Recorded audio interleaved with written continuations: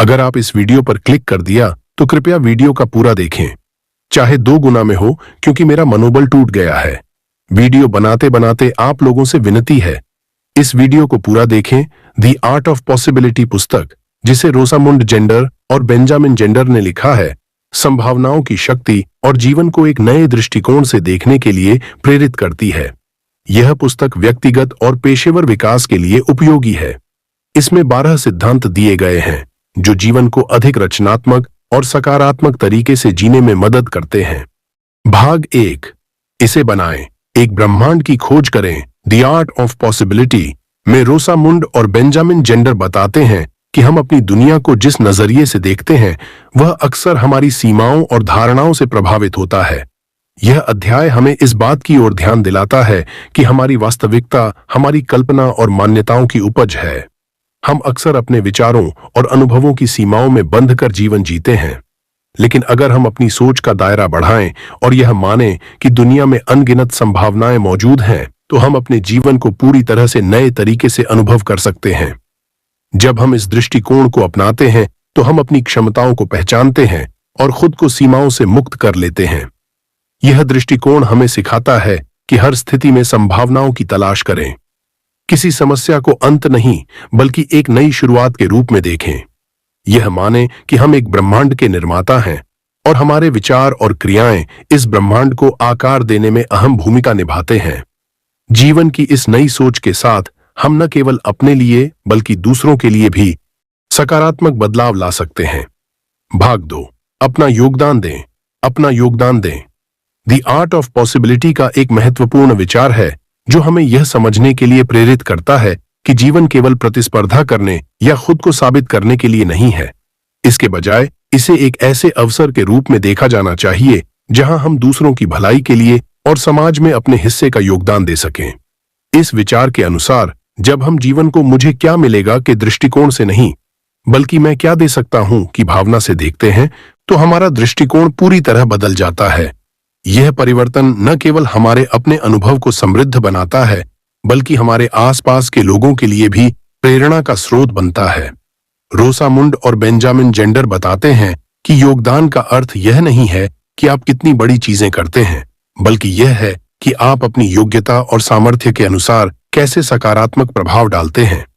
यह मानसिकता हमें मैं केंद्रित सोच से बाहर निकालकर दूसरों के प्रति सहानुभूति और उदारता से भर देती है। इस दृष्टिकोण का सार यह है कि जब हम अपने काम को योगदान के रूप में देखते हैं तो यह न केवल अधिक आनंददायक हो जाता है बल्कि हमारी असली क्षमता और सृजनात्मकता भी खुलकर सामने आती है।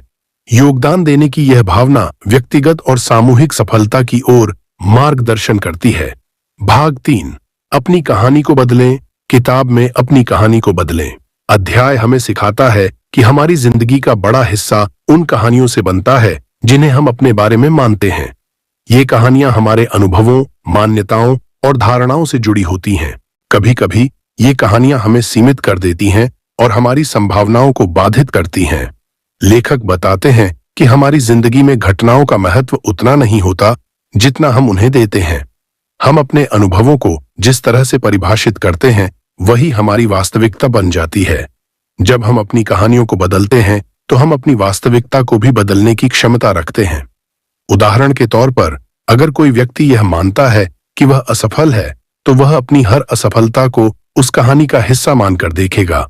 लेकिन अगर वह इस सोच को बदले और असफलताओं को सीखने के अवसर माने तो उसकी कहानी बदल जाएगी। इस अध्याय में यह संदेश दिया गया है कि हमें अपनी कहानियों को अधिक सकारात्मक, रचनात्मक और प्रेरणादायक बनाना चाहिए। यह प्रक्रिया हमारे सोचने के तरीके को बदलकर हमारे जीवन को नए दृष्टिकोण से देखने में मदद करती है। जीवन में जब हम खुद को सीमित महसूस करें तो अपनी कहानी पर ध्यान दें और सोचें कि इसे कैसे बदलकर संभावनाओं का विस्तार किया जा सकता है। भाग 4, खेल का आविष्कार करें। खेल का आविष्कार करें सिद्धांत हमें सिखाता है कि जीवन को एक नए दृष्टिकोण से देखने की जरूरत है। यह हमें यह समझने के लिए प्रेरित करता है कि हम अपनी परिस्थितियों और अनुभवों को किस तरह से परिभाषित करते हैं और इन परिभाषाओं को बदलने की शक्ति हमारे ही हाथ में है। इस सिद्धांत के अनुसार हमें हर स्थिति को एक खेल की तरह देखना चाहिए जहां नियम और लक्ष्य हम खुद तय करें। इस प्रक्रिया में आप अपनी परिभाषाओं को अधिक लचीला और रचनात्मक बना सकते हैं। किसी भी चुनौती को बोझ के बजाय इसे एक अवसर या रोमांचक खेल माने जिसमें आप अपनी पूरी क्षमता का उपयोग करते हैं। जब हम खुद को इस तरह की स्वतंत्रता देते हैं तो जीवन में आने वाली बाधाएं भी कम भारी महसूस होती हैं। यह दृष्टिकोण न केवल हमारी सोच को बदलता है बल्कि हमारे आसपास के लोगों को भी प्रेरित करता है। जब हम खुले और खेल भावना के साथ किसी स्थिति का सामना करते हैं तो यह सकारात्मकता और सहयोग को बढ़ावा देता है। इस सिद्धांत का मुख्य उद्देश्य यह है कि जीवन को हल्केपन और उत्साह के साथ जिया जाए, जहां हर अनुभव को नई संभावनाओं के रूप में देखा जा सके। भाग 5, अंक नहीं का नियम अपनाएं। पुस्तक में अंक नहीं का नियम हमें यह सिखाता है कि जीवन में खुद को या दूसरों को अंक, रेटिंग या परिणामों से नहीं आंकना चाहिए। यह नियम हमें उन सीमाओं और दबावों से मुक्त करता है जो अक्सर समाज या हमारी खुद की अपेक्षाओं से पैदा होती हैं। जब हम खुद को अंक देने के विचार से बाहर निकालते हैं तो हम असफलताओं को भी एक नए नजरिए से देखने लगते हैं। यह सिद्धांत हमें अनुभवों को गहराई से अपनाने और सीखने की प्रेरणा देता है, बजाय इसके कि हम अपनी योग्यता को केवल उपलब्धियों से मापें। यह दृष्टिकोण हमें एक ऐसी दुनिया में ले जाता है जहां हर कदम को एक सीखने का अवसर माना जाता है, न कि जीतने या हारने का खेल। इस विचारधारा के अनुसार हम खुद को और दूसरों को बिना किसी जजमेंट के स्वीकार करने लगते हैं। यह नियम खास तौर पर रचनात्मकता और व्यक्तिगत विकास के लिए प्रेरित करता है। जब अंक देने का दबाव हट जाता है तो हम अपने पूरे जुनून और ईमानदारी से काम कर सकते हैं। इसका उद्देश्य जीवन को प्रतियोगिता के रूप में नहीं बल्कि एक यात्रा के रूप में देखना है। भाग 6, लीडरशिप का नया तरीका अपनाएं। किताब में नेतृत्व के एक नए दृष्टिकोण पर जोर दिया गया है। लेखक बताते हैं कि नेतृत्व केवल दूसरों को निर्देश देने या नियंत्रण में रखने का नाम नहीं है, बल्कि यह दूसरों को प्रेरित करने और उनकी क्षमता को पहचानने का एक तरीका है। नेतृत्व का मतलब है एक ऐसा वातावरण तैयार करना जहां लोग अपनी पूरी क्षमता के साथ योगदान कर सकें। पुस्तक में कहा गया है कि सच्चा लीडर वही होता है जो अपनी टीम के सदस्यों को आगे बढ़ने और चमकने का अवसर देता है। इसका मतलब है अपने अहंकार को पीछे छोड़ना और दूसरों की प्रगति को प्राथमिकता देना। लीडर का काम यह सुनिश्चित करना है कि हर व्यक्ति अपनी भूमिका को महत्वपूर्ण महसूस करे और संगठन के बड़े उद्देश्य के साथ जुड़ा हुआ महसूस करे। नेतृत्व का यह नया तरीका प्रतिस्पर्धा और व्यक्तिगत लाभ से हटकर सहयोग और सामूहिक विकास पर आधारित है। यह दृष्टिकोण लीडर को अपनी टीम के लिए एक प्रेरणा स्रोत बनने की दिशा में काम करने की प्रेरणा देता है, जिससे हर कोई अपनी रचनात्मकता और संभावनाओं का अधिकतम उपयोग कर सके। भाग 7, आपकी आंतरिक बाधाओं को पहचानें। द आर्ट ऑफ पॉसिबिलिटी पुस्तक में रोसामुंड और बेंजामिन जेंडर इस बात पर जोर देते हैं कि हमारी आंतरिक बाधाएं अक्सर हमारे विकास और सफलता में सबसे बड़ी रुकावट बनती है। ये बाधाएं हमारे डर, संदेह, असुरक्षा और नकारात्मक सोच से उत्पन्न होती हैं। जब तक हम इन बाधाओं को पहचानते और समझते नहीं हैं, तब तक हम अपने पूरे सामर्थ्य को नहीं पहचान पाते। हमारी सोच और विश्वास प्रणाली हमें सीमित कर सकती है और यह हमें वास्तविकता से अलग कर सकती है। उदाहरण के लिए, हम असफलता से डरकर कोई नया प्रयास करने से बचते हैं या आलोचना के डर से अपनी प्रतिभा को छिपा लेते हैं। इस स्थिति से बाहर निकलने का पहला कदम यह है कि हम अपनी आंतरिक बाधाओं को स्पष्ट रूप से पहचानें और स्वीकार करें। जेंडर इस विचार पर जोर देते हैं कि जब हम अपनी सीमित सोच को पहचानते हैं तो हम खुद को एक नई दृष्टि और संभावना की ओर खोल सकते हैं। यह प्रक्रिया आत्मनिरीक्षण, खुलेपन और आत्म स्वीकृति से शुरू होती है। अपनी आंतरिक बाधाओं को पहचानकर और उन्हें पार करके हम अपने जीवन को रचनात्मकता, प्रेम और प्रेरणा से भर सकते हैं। यह सिद्धांत हमें यह समझाने की कोशिश करता है कि हमारी सबसे बड़ी बाधाएं हमारे अंदर ही हैं और इन्हें पहचानना और तोड़ना ही व्यक्तिगत और पेशेवर सफलता का रास्ता है। भाग 8वें, संवाद का नया तरीका अपनाएं। पुस्तक में संवाद को नए तरीके से अपनाने की बात की गई है। लेखक कहते हैं कि संवाद केवल विचारों का आदान प्रदान नहीं है, बल्कि यह गहराई से जुड़ने और दूसरे व्यक्ति को समझने की प्रक्रिया है। संवाद का उद्देश्य केवल अपनी बात मनवाना या बहस करना नहीं होना चाहिए, बल्कि इसमें एक खुले मन से सुनने और एक सकारात्मक माहौल बनाने की आवश्यकता होती है। इस दृष्टिकोण में हम यह मानकर बात नहीं करते कि हम सब कुछ जानते हैं। इसके बजाय हम यह समझने की कोशिश करते हैं कि सामने वाला व्यक्ति किस अनुभव और दृष्टिकोण से अपनी बात कह रहा है। यह न केवल गलत फहमियों को कम करता है बल्कि संबंधों को भी मजबूत बनाता है। संवाद का नया तरीका हमें सिखाता है कि सुनना, समझना और सहानुभूति दिखाना सफल और गहरे रिश्तों की कुंजी है।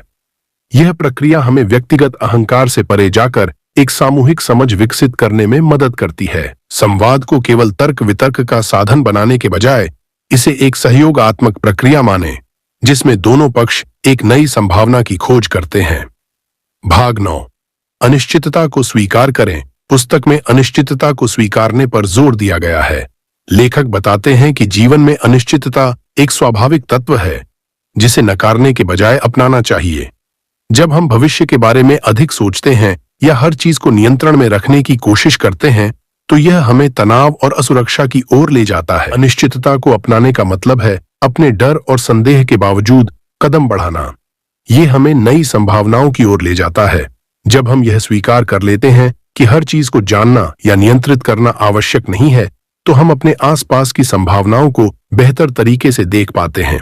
लेखक इस बात पर भी जोर देते हैं कि अनिश्चितता से निपटने का सबसे अच्छा तरीका इसे एक खेल की तरह देखना है। यह हमें लचीलापन और सकारात्मकता सिखाता है। अनिश्चितता न केवल चुनौती लाती है बल्कि नवाचार और रचनात्मकता के लिए जगह भी बनाती है। जीवन में अनिश्चितता को स्वीकार करना दरअसल साहस और विश्वास का प्रतीक है। यह हमें सिखाता है कि अनजान रास्तों पर चलने से भी खूबसूरत चीजें मिल सकती हैं। भाग 10, एक नई दृष्टि बनाएं। द आर्ट ऑफ पॉसिबिलिटी में एक नई दृष्टि बनाएं का सिद्धांत यह सिखाता है कि हमें अपने जीवन और कार्यों को एक नई और विस्तृत दृष्टिकोण से देखना चाहिए। अक्सर हम केवल अपनी छोटी सी दुनिया में सीमित रहकर चीजों को देखते हैं, लेकिन अगर हम बड़ी तस्वीर को देखें तो हम नए अवसरों और संभावनाओं को पहचान सकते हैं। यह विचार करने की प्रक्रिया है कि हम अपने कार्यों, रिश्तों और जीवन के अन्य पहलुओं को किस प्रकार से नए दृष्टिकोण से देख सकते हैं, ताकि हमें और अधिक उद्देश्यपूर्ण और प्रेरित महसूस हो। उदाहरण के तौर पर, यदि हम किसी समस्या का समाधान करते समय सिर्फ उसी समस्या पर ध्यान केंद्रित करने के बजाय उसे एक अवसर के रूप में देखें, तो हम उस पर नया दृष्टिकोण अपनाकर बेहतर समाधान पा सकते हैं। नई दृष्टि का मतलब है अपने मानसिकता और विचारधाराओं को खोलना, ताकि हम दूसरों को समझ सकें और अपनी पूरी क्षमता का उपयोग कर सकें। यह हमें अपने लक्ष्यों को बड़े उद्देश्य से जोड़ने और अपने जीवन में अधिक अर्थ और संतोष प्राप्त करने की दिशा में मार्गदर्शन करता है। इस सिद्धांत के माध्यम से यह संदेश दिया जाता है कि जब हम अपनी सीमित सोच को छोड़कर जीवन के हर पहलू को एक नए दृष्टिकोण से देखना शुरू करते हैं, तो हम न केवल खुद को बदल सकते हैं बल्कि अपनी दुनिया को भी एक बेहतर स्थान बना सकते हैं। भाग 11, शाइनर बने न कि डिमर। शाइनर बने न कि डिमर। सिद्धांत में यह विचार प्रस्तुत किया गया है कि हमें अपने जीवन में दूसरों की प्रशंसा और समर्थन करने की आदत डालनी चाहिए और साथ ही खुद को भी प्रेरित करने का तरीका अपनाना चाहिए।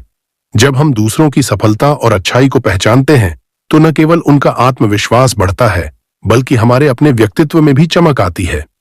डिमर बनने का मतलब है कि हम अपनी ऊर्जा और प्रकाश को दूसरों से छिपाते हैं, जबकि शाइनर बनने से हम न केवल अपनी रोशनी को जगाते हैं बल्कि दूसरों को भी अपनी सफलता और रचनात्मकता से प्रेरित करते हैं।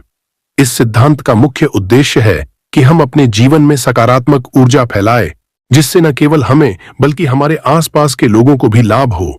यह मानसिकता हमें सहयोगी और प्रेरणादायक बनाती है और हमें यह समझने में मदद करती है कि हमारा दृष्टिकोण और व्यवहार दूसरों के जीवन में सकारात्मक परिवर्तन ला सकता है। भाग 12, संभावनाओं का जश्न मनाएं। द आर्ट ऑफ पॉसिबिलिटी पुस्तक के अंतर्गत संभावनाओं का जश्न मनाएं एक महत्वपूर्ण सिद्धांत है जो हमें जीवन में हर छोटी और बड़ी संभावना का उत्सव मनाने के लिए प्रेरित करता है। इसका मतलब यह है कि हमें अपनी सफलता, हमारी छोटी छोटी प्रगति और जीवन में आने वाली हर सकारात्मक बदलाव का उत्सव मनाना चाहिए। जब हम संभावनाओं को उत्सव की तरह मनाते हैं तो हम न केवल खुद को बल्कि दूसरों को भी सकारात्मकता और ऊर्जा का संचार करते हैं। यह सोच हमें नकारात्मकता और सीमाओं से बाहर निकलने में मदद करती है और जीवन को एक अवसर के रूप में देखने का दृष्टिकोण विकसित करती है। संभावनाओं का जश्न मनाने का मतलब है हर स्थिति को एक नई शुरुआत और नई दिशा के रूप में देखना। इस सिद्धांत से हमें यह समझ में आता है कि जीवन में कोई भी स्थिति स्थायी नहीं होती और हम हमेशा नए अवसरों का स्वागत कर सकते हैं। जब हम संभावनाओं के जश्न में रहते हैं तो हम अपने और दूसरों के लिए एक नई ऊर्जा और प्रेरणा का स्रोत बन जाते हैं, जो जीवन को और अधिक उत्साहपूर्ण और रचनात्मक बनाता है। इस दृष्टिकोण को अपनाकर हम अपने जीवन को सीमाओं से बाहर निकाल सकते हैं और इसे पूरी तरह से खुलकर जी सकते हैं। द आर्ट ऑफ पॉसिबिलिटी का अंतिम हिस्सा संभावनाओं और रचनात्मकता के विषय पर गहरी छानबीन करता है। इस भाग में लेखक हमें यह समझाते हैं कि जीवन में वास्तविक परिवर्तन तब आता है जब हम अपने दृष्टिकोण को बदलते हैं और चीजों को नए दृष्टिकोण से देखने लगते हैं। पुस्तक का अंतिम संदेश यही है कि हम हर स्थिति और चुनौती को एक अवसर के रूप में देखें। हम अपने अंदर की सीमाओं को पहचानकर उन्हें पार कर सकते हैं और अपनी सोच को सकारात्मक दिशा में मोड़ सकते हैं। यह जीवन में न केवल व्यक्तिगत संतुष्टि लाता है, बल्कि दूसरों के जीवन में भी प्रेरणा का स्रोत बनता है।